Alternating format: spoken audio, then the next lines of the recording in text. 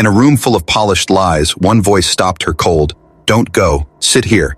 The chandeliers above glowed like captured constellations, throwing their fractured light across polished marble floors, and the surface of wine glasses lifted in practiced toasts.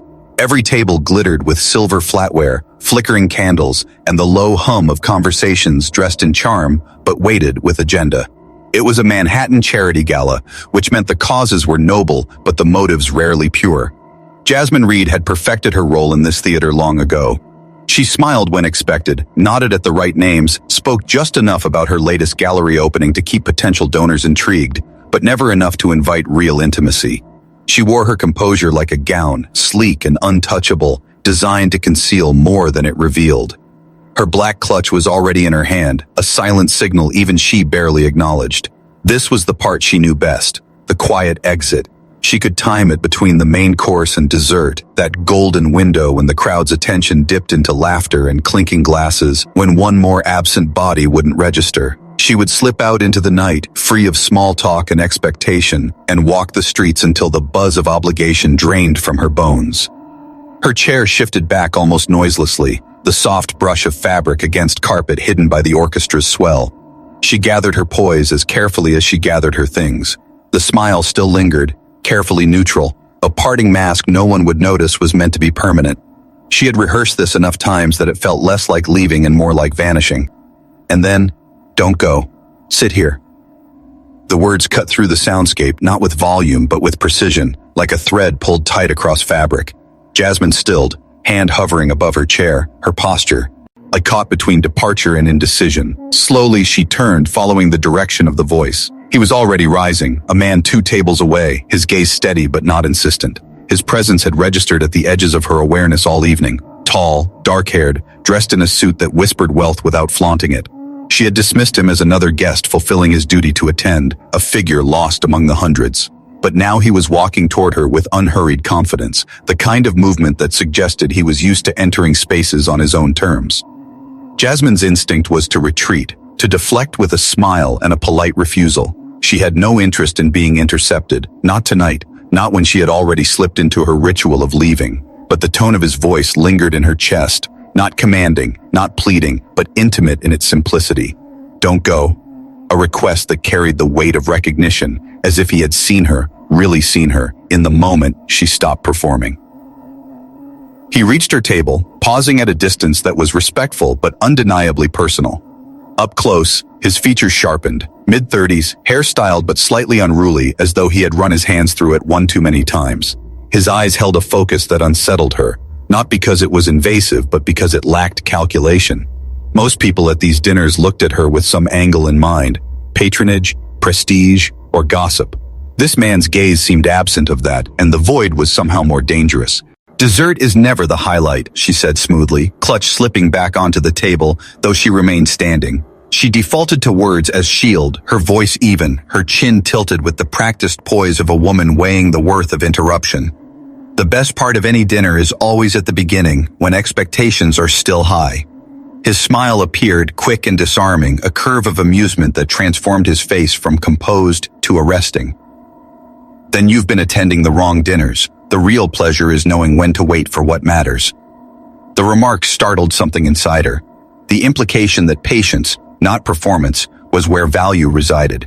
Still, Jasmine resisted the pull.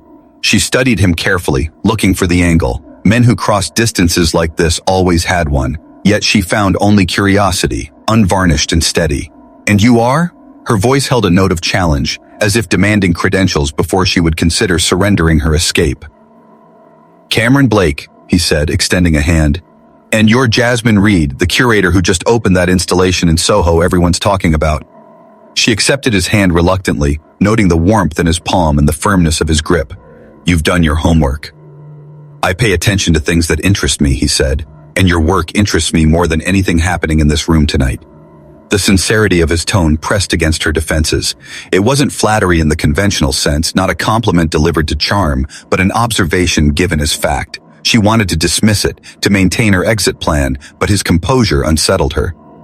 "Let me guess," she said, narrowing her eyes slightly. "You're a collector looking for the next investment, or maybe a philanthropist hoping to attach your name to something culturally significant." His laugh broke across. The formality of the evening like warm light. It was unguarded, rich, too real for this polished crowd. Actually, I'm a venture capitalist. I spend most of my time analyzing tech startups and market trends. Art is my escape from spreadsheets and profit margins. Her carefully constructed skepticism faltered for the first time. He wasn't approaching her as a collector or patron. He was approaching her as something rarer. A man bored with pretense, searching for something genuine. So if we're both here fulfilling obligations, she said slowly, and neither of us particularly enjoys it, why stop me from leaving? Because, he replied, gesturing to her chair, I watched you work the room all night, and I got the impression you were as bored as I was. Misery loves company. For the first time that evening, Jasmine felt her lips curve into an involuntary smile. Against her better judgment, against her rules, she slid back into her chair. 1 hour, she warned, her voice carrying its own terms. If you bore me, I leave without explanation. Cameron Blake settled across from her, his gaze steady, his presence grounding. Around them the gala shimmered on, laughter and deals and polished facades. But between them, something quieter sparked. Curiosity where there should have been dismissal, intrigue where there should have been escape.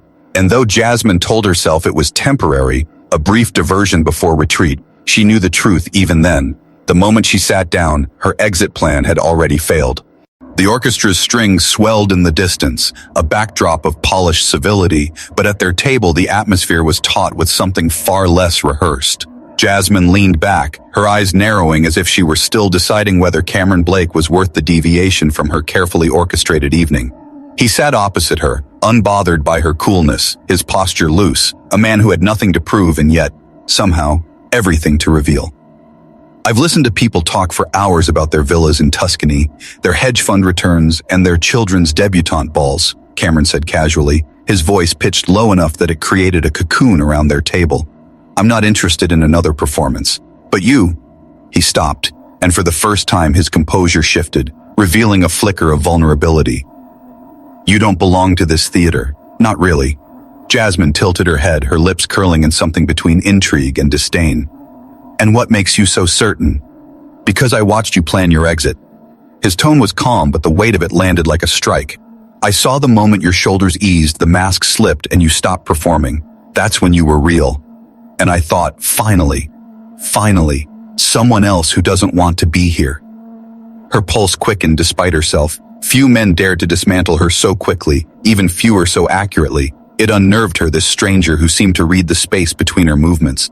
And what do you expect to gain by calling me out? She asked, her voice sharpened, though it wavered beneath. Cameron's smile was faint, but not smug. Not gain, understand. There's a difference. For a moment, silence expanded between them, filled only by the clink of silverware and distant laughter. Jasmine searched his face for pretense, the inevitable hidden agenda, but found instead an openness she couldn't categorize. It was dangerous in its own right. Not the obvious predation of opportunists she knew how to deflect, but a subtler risk, the possibility of being seen. The waiter reappeared, offering dessert menus. Jasmine waved it away with a flick of her hand, though Cameron accepted one. He didn't read it. Instead, he used the interruption to lean closer. Tell me something true, he said. Her laugh was quick and defensive. Truth is expensive in this room. Most people can't afford it. Maybe I can. His words were simple, but something in the way he spoke them made her wonder if he wasn't talking about money at all. She wanted to end it there, to retreat back into the safety of her polished mask. But his eyes held her, steady, curious, as though he'd already glimpsed the edges of her armor and wanted to see what lay beneath. Against every instinct, Jasmine gave him a sliver. Truth? She said softly. The truth is I hate these dinners. I hate the theater of it. The endless pretense of generosity when everyone's just trading favors. I attend because my gallery needs patrons, and patrons congregate here. But every time I sit through one of these evenings, I feel myself becoming someone I don't recognize. The words left her mouth before she could stop them, raw and unvarnished. And the moment they hung in the air, she almost regretted them. Almost. Cameron didn't smirk or offer easy consolation. He regarded her with a stillness that felt like respect. That's exactly why I wanted to talk to you, he said, because you're still aware of that line, between who you are and who you perform. Most people lose track of it completely. The orchestra shifted to a softer melody, a waltz meant to coax donors onto the dance floor. Around them, chairs scraped and laughter grew louder. But at their table, the noise faded into background static. "Your turn," Jasmine said, regaining some of her composure. "If I gave you truth, I want one in return." Cameron leaned back, his gaze flickering just briefly to the chandelier above before returning to her. "Truth?" he echoed. "Fine. I didn't approach you tonight just because of your reputation. I've been following your work for months. Ever since I read an essay you wrote about curators as cultural gatekeepers. It was bold, provocative. You argued that people in positions like yours, like mine, have a responsibility to elevate voices that challenge the narrative, not just reinforce it. That piece stayed with me." Jasmine's guard returned in a rush, her pulse spiking. That essay had nearly cost her a sponsorship deal. Colleagues called it naive, even reckless. Few in her industry admitted they'd read it, let alone remembered. "And what did you think?" she asked carefully, her voice deliberately neutral. "I thought you were right," Cameron said without hesitation. "And I thought you were brave enough to risk alienation for truth." Something inside her shifted, an unfamiliar ache low in her chest. Brave. That wasn't how she'd thought of herself. Stubborn perhaps, reckless even. But brave? She caught herself before her defenses fell completely. "So you memorized my essays, tracked my work, and intercepted me at a dinner I was trying to leave. That doesn't sound entirely innocent." His smile was sharp, but it didn't reach arrogance. "Maybe not. But when I saw you stand, when I saw that flicker of relief on your face, I knew I'd regret it if I didn't speak. Because opportunities like this, real conversations, not transactions, are rare. And I'm tired of missing tea." Jasmine studied him in the glow of the candles, the flicker of light catching the sharp lines of his face. She should have been wary. She should have stood and walked away. But instead she felt her carefully maintained distance collapsing one measured word at a time. This was not the exit plan. This was the disruption.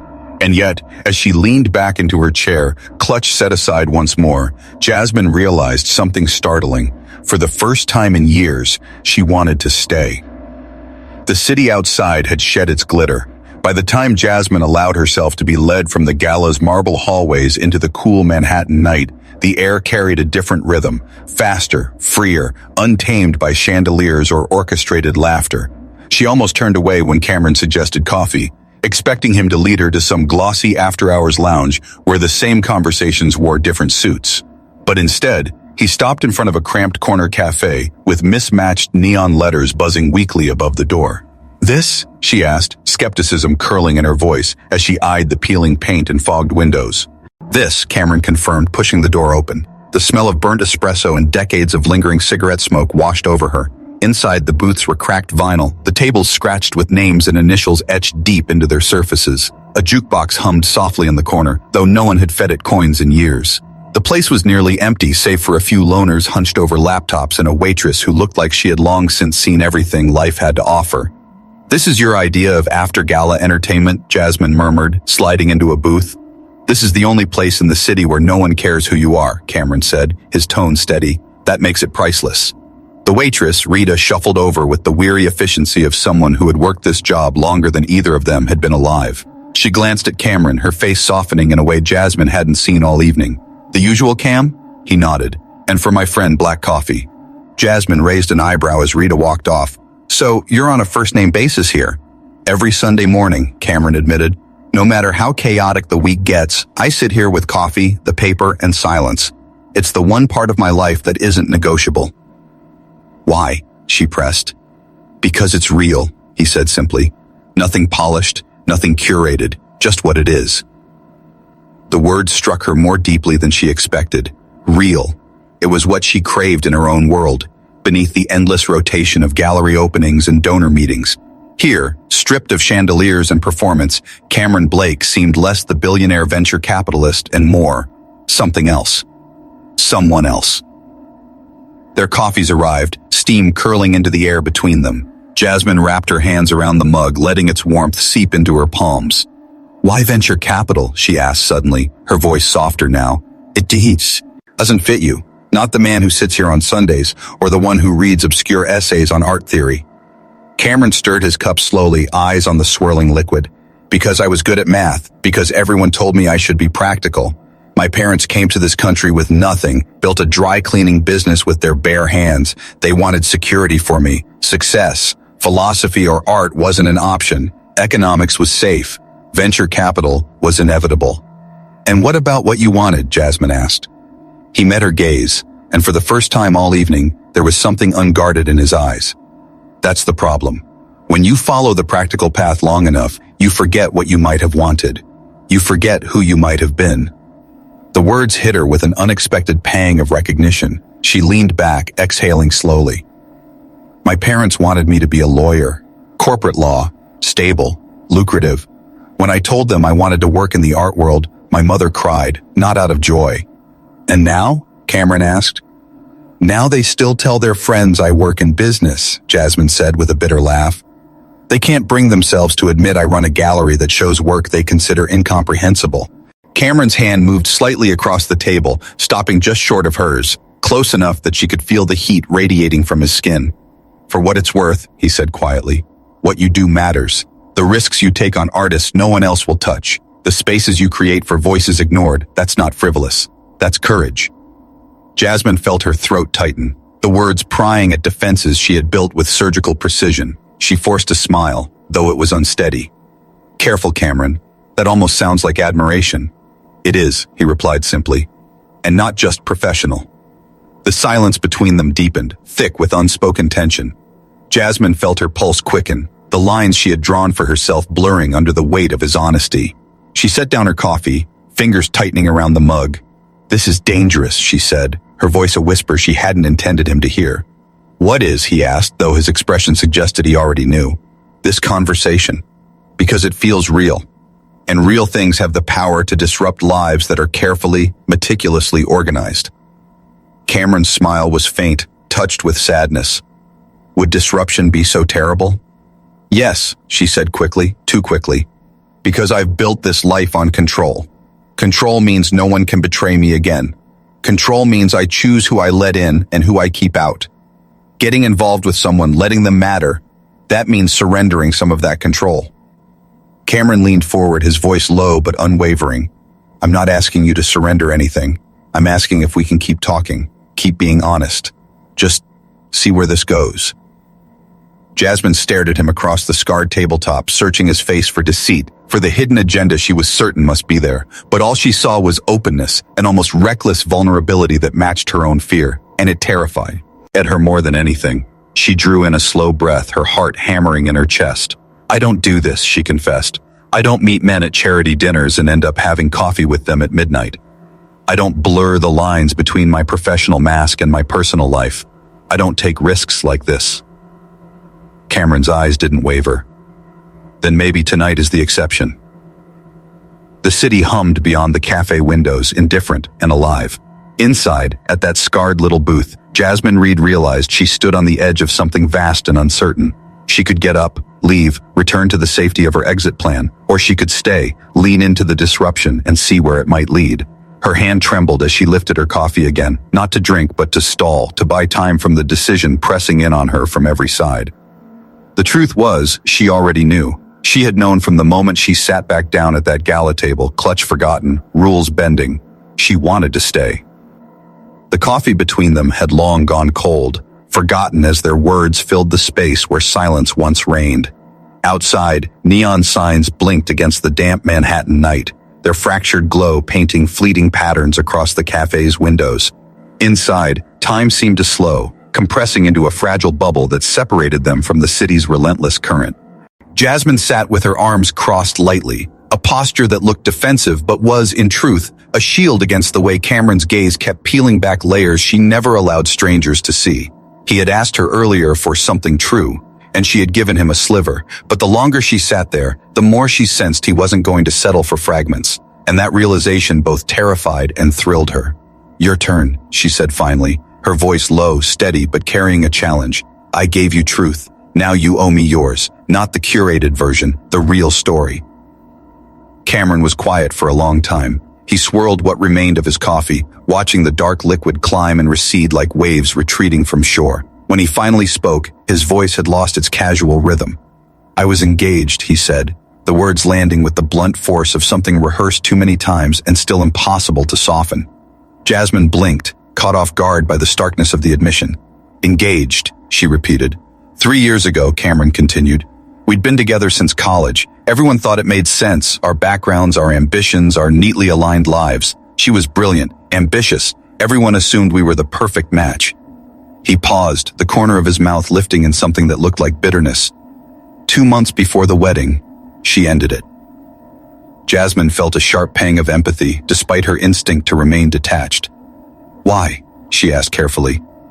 She told me she felt like she was marrying a resume, not a person. He gave a short, humorless laugh.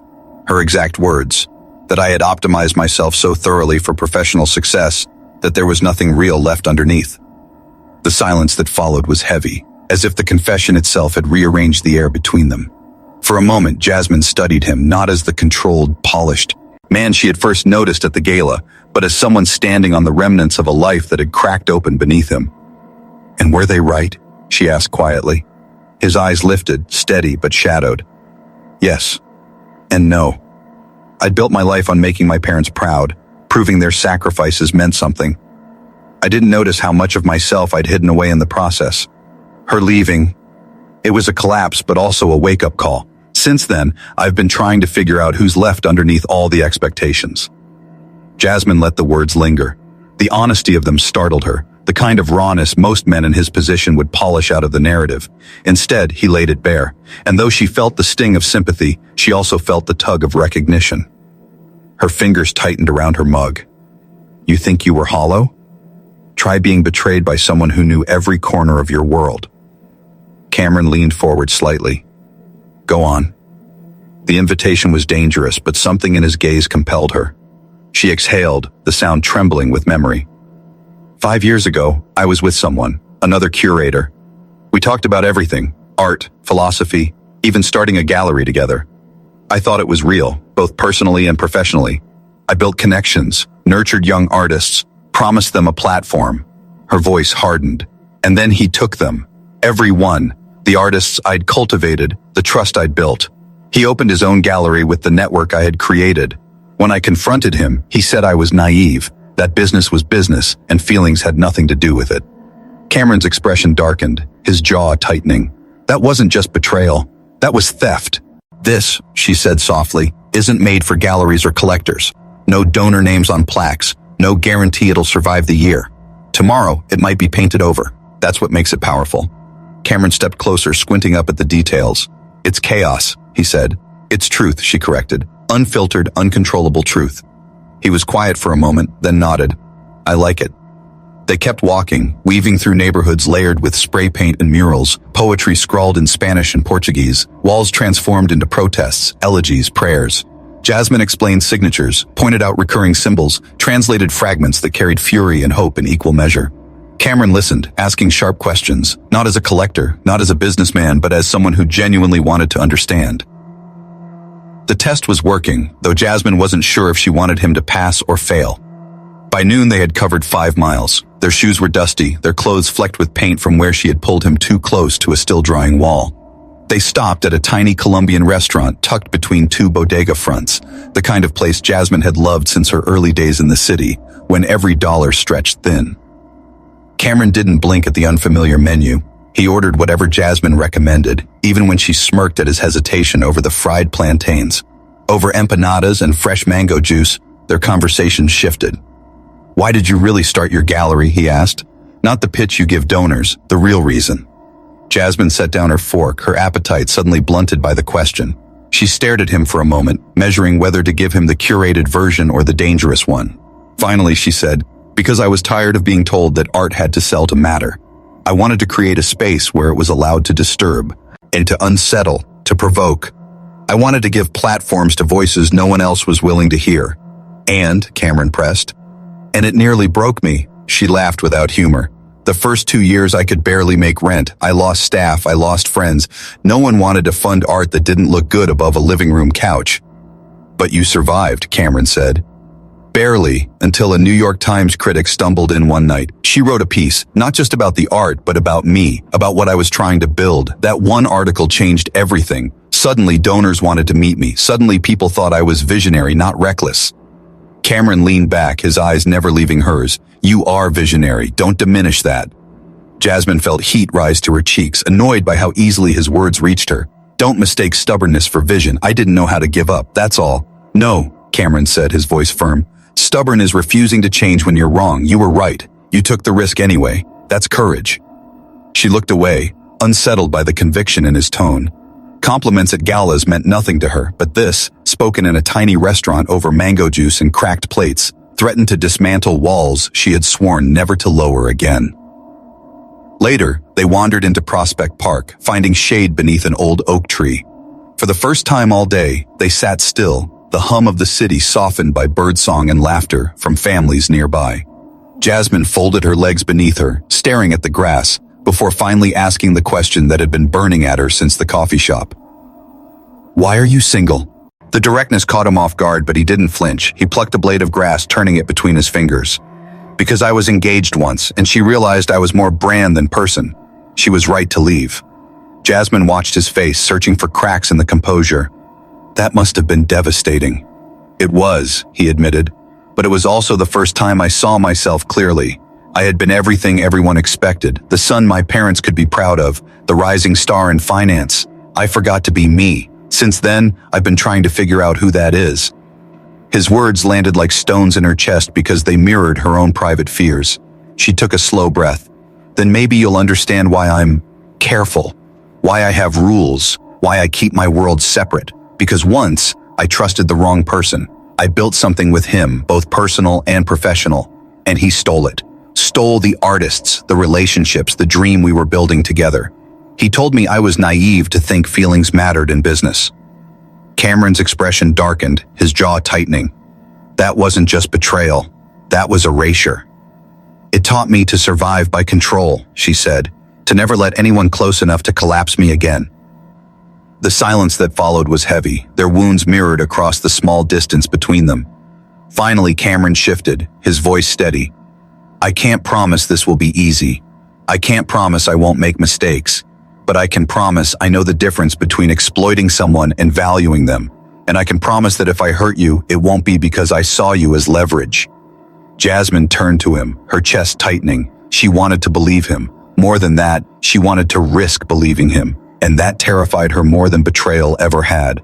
This is dangerous, she whispered. So is art, Cameron replied softly. So is truth. So is... Ms. Reed, a familiar voice interrupted, smooth as glass and twice as sharp. Jasmine turned to see Marcus Caldwell, a rival curator whose smirk carried equal parts charm and venom. His gallery had been circling hers for years, waiting for the moment she stumbled. He held a champagne flute like a prop, his eyes glittering with something beyond admiration. Congratulations, he said, his tone stretched thin with feigned sincerity. The show is provocative. Provocative is the point, Jasmine replied coolly, unwilling to give him the satisfaction of bristling. Marcus leaned closer, lowering his voice. But tell me, did you know who you were entertaining all this time, or did he fail to mention it? Her stomach tightened. What are you talking about? Marcus's smirk widened as he slipped a thin dossier from his jacket, sliding it across a nearby pedestal as if it were contraband. A gift, he murmured, because you deserve to know who you're aligning yourself with. Jasmine's eyes flicked to the folder. She didn't want to open it, didn't want to give him the satisfaction, but her hand moved anyway, her pulse hammering in her ears. Inside were pages of corporate filings, articles, and financial ledgers, and one name appeared over and over again. Cameron Blake. Her breath caught. Her eyes skimmed the words, disbelief tightening in her chest. He wasn't just a venture capitalist. He wasn't merely an outsider drawn into her world by curiosity and restlessness. He was a silent investor in one of the largest art consortiums in New York, a consortium notorious for swallowing independent galleries, for buying up talent and bending it toward commercial interests. The very machine she had fought against, the one she had built her gallery in defiance of, had his fingerprints all over it. Quite the oversight, don't you think? Marcus murmured, savoring every flicker of shock on their face. The man whispering truths in coffee shops, strolling through alleys with you, cheering your rebellion. He's been part of the empire you swore to resist all along. Jasmine's throat went dry. Her mind flashed back to every word Cameron had spoken, every reassurance, every moment of vulnerability. Was it all theater? A strategy to infiltrate her world under the guise of honesty? Her chest burned with the weight of betrayal, old wounds tearing open. She wanted to throw the dossier back in Marcus's face, to deny it, to insist there was some mistake. But the evidence was there, in black and white, undeniable. "Careful, Jasmine," Marcus whispered, leaning closer, his breath brushing her ear. "Men like him don't come without an angle. You of all people should know that by now." She snapped the folder shut, forcing her expression back into the cool neutrality of the curator, who could not be rattled. But inside, her pulse was chaos. When she looked up again, Cameron was watching her from across the room. He hadn't moved, hadn't said a word, but she knew he had seen the exchange. His expression was unreadable, his gaze steady, as if daring her to decide what to believe. The noise of the gallery seemed to fade. The art, the lights, the chatter. It all dissolved into the charged silence between them. Her triumph, her sanctuary, the fragile trust she had risked, all balanced on the edge of a blade. Jasmine's chest rose and fell with sharp breaths as she gripped the dossier at her side. This was the moment she had always feared. The reveal that the walls she had lowered, the risks she had taken, had only led her back into the jaws of betrayal. But then Cameron took a step toward her. Just one, deliberate, measured. His eyes never left hers, steady and unwavering. And for the first time all evening, she felt not certainty, but a question hanging between them. Was he the man who had quietly infiltrated her world as part of the empire she despised? Or the man who had looked her in the eye and said, "I just want you," with a sincerity that still haunted her?